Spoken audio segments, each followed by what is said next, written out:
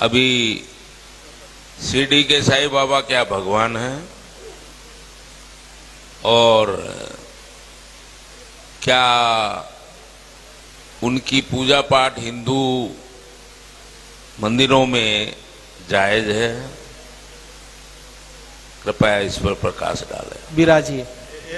एक तो ये जवाब खुद ही दे दिए। बहुत हिंदू देवता बढ़ते जा रहे हैं, मैं अंत हूं, अंतिम मैं हूं। ठीक। शिरडी का साईं बाबा, उन्होंने पूछा क्या वो भगवान है? आप अगर ये पूछते ना कि क्या वो आदमी भी था पूरा, तो मुझे हंसी नहीं आती, लेकिन डायरेक्ट ही भगवान। थोड़ा सा इस चीज को समझे।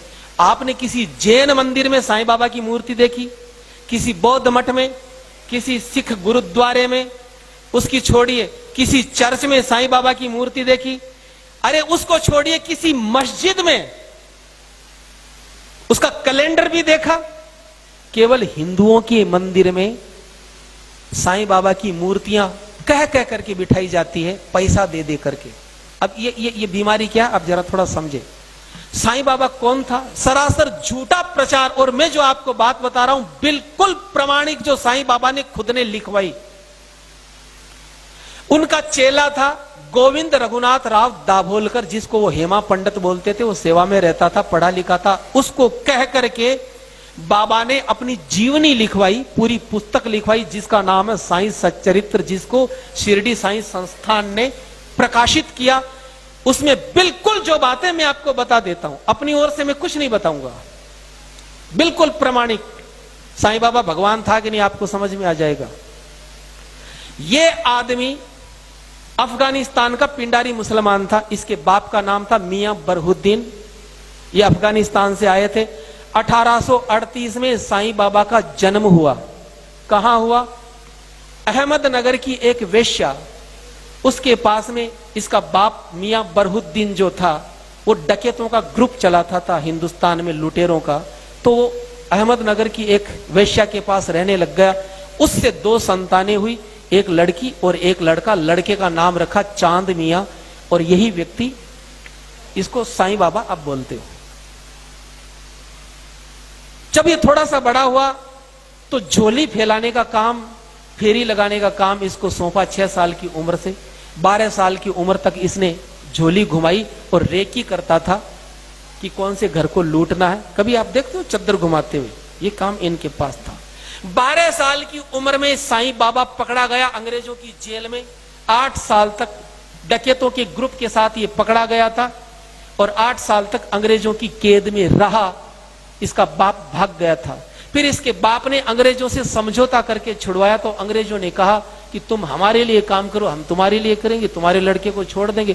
क्या काम है? बोले कि झांसी की रानी लक्ष्मीबाई को हमें जीतना है। इसके बाप ने हाँ करी।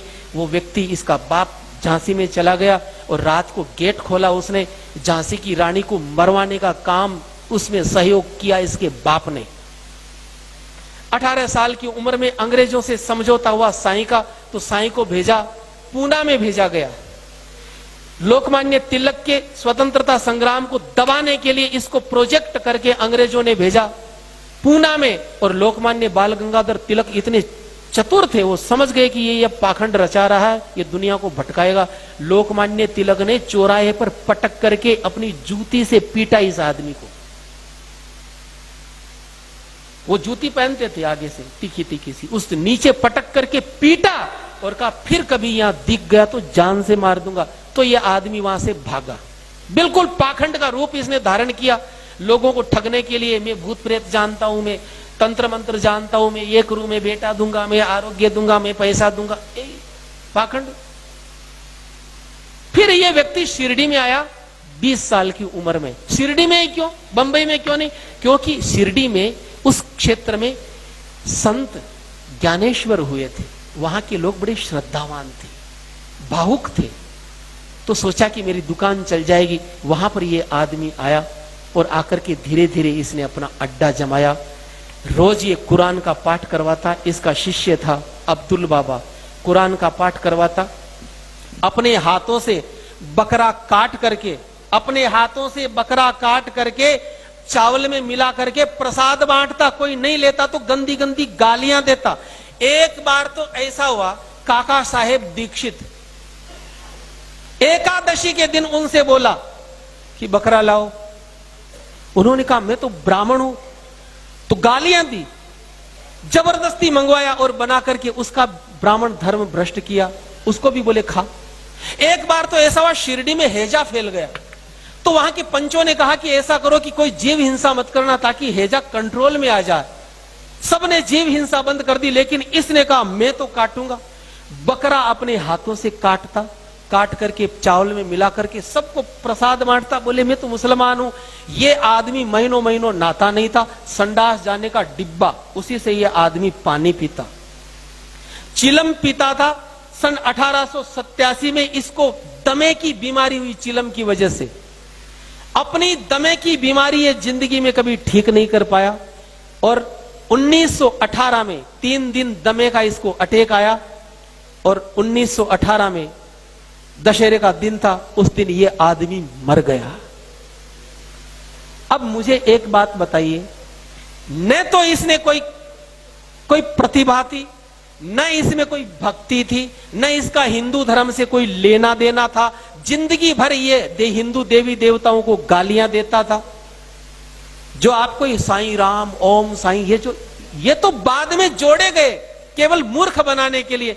1957 तक इसकी जो कब्र थी, जहां आज मंदिर बना हुआ, यहां केवल मजार थी इसकी। यहां पर अब्दुल बाबा इसका मजार का पैसा लेता था, लेकिन वो मर गया। तब हरि सीताराम दीक्षित नाम के कांग्रेसी नेता थे, उन्होंने इस मजार को अपने कंट्रोल में किया और पैसा लेना शुरू किया। फिर पाखंड की शुरुआत हुई। इंडोनेशिया से ये पूरा का पूरा जो षड्यंत्र चला कि हिंदू मंदिरों को कैसे बर्बाद